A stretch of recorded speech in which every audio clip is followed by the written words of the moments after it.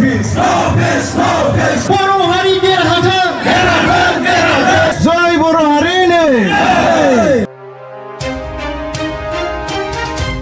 बिटिआरनि गोजोन गोरोबथायाव एनडिएफबिनि आफादगिरि रन्जन दैमारिखौ जोबथेसालिनिफ्राय दिल्लीयाव लाना थांनानै सोरखारा सागान खालामहोदोंमोन।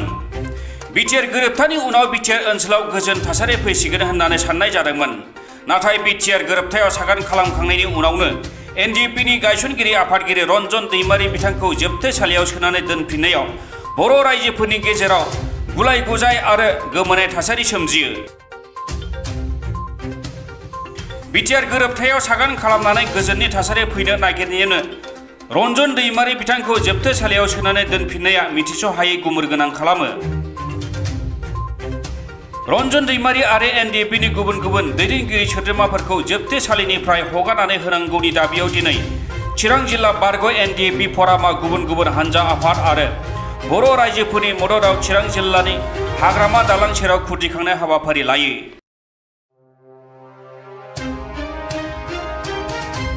बारग' एनडिएफबि फरामा बिटिआर गोरोबथा बायदियै फिन फसंथान होनाय आरो केसफोरखौ थाबैनो बोखांनानै लानांगौनि दाबिजों गाहाय मन्त्रि नरेन्द्र मदि बिथांनिसिम गांसे गोसोखां बिलाइ दैथायहरो।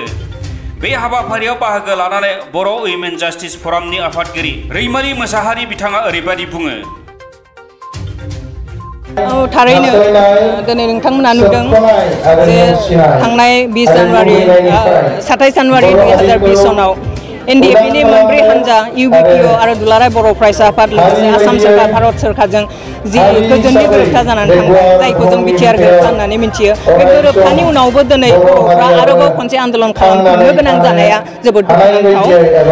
जों बयबो मिथियो जे बर'फ्रा आन्दोलन खालामालासेनो जों जेबो मोनाखै।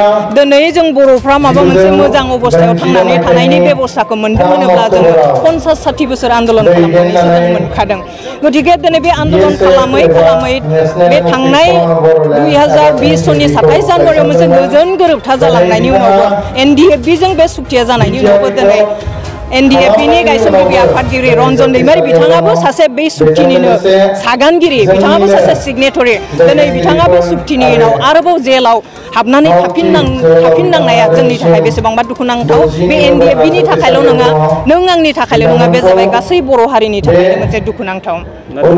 निश्चय बे आयेननि खोथा आरो बे आयेननि राहाजोंनो थांनाय 27 जानुवारिनि 2020 आव जेब्ला सोरखारा एनडिएफबिजों सुक्ति खालामनोसै होननानै जेब्ला बिथांमोना रेडि खालामबाय, बै समाव रन्जन दैमारि बिथांखौ नांगौ होननानै बिथांमोना बे आयेननि गेजेरजोंनो बिथांखौ जेलनिफ्राय दिहुननानै दिल्लीयाव लांनानै बे सुक्तियाव सागान होदोंमोन।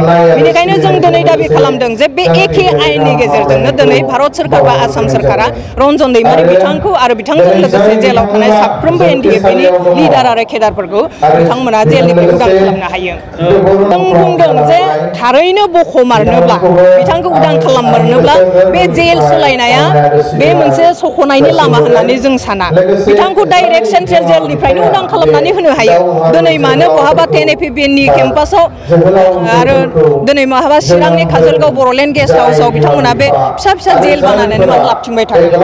जुदि दिहुननायनि बेनो मोनसे प्रसेसब्ला बिथांखौ डाइरेक्ट जेलनिफ्रायनो सेन्ट्रेल जेलनिफ्रायनो दिहुननानै होनो हायो, उदां खालामनानै होनो हायो। आरो जों दिनै बेखौसो नागिरगोन जे बिथांखौ बिथिं बैथिं लाबथिङा लाबासिनो, गोदान जेल बानायब्रबनानै लाबथिङा लाबासिनो बिथांखौ डाइरेक्टनो जुदि सेन्ट्रेल जेलनिफ्रायनो हगारनानै होयोब्ला, दा जेराव दङ गुवाहाटीनि 10APBN पुलिस केम्पासनि सिङाव जे फिसा जेल बानायनानै दोनो, बे जेराव दङ बिनिफ्रायनो बिथांखौ उदां खालामनानै होनो हायो आरो जों बेखौसो नागिरो। निउस डेस्क इनसाइड एनि बर'।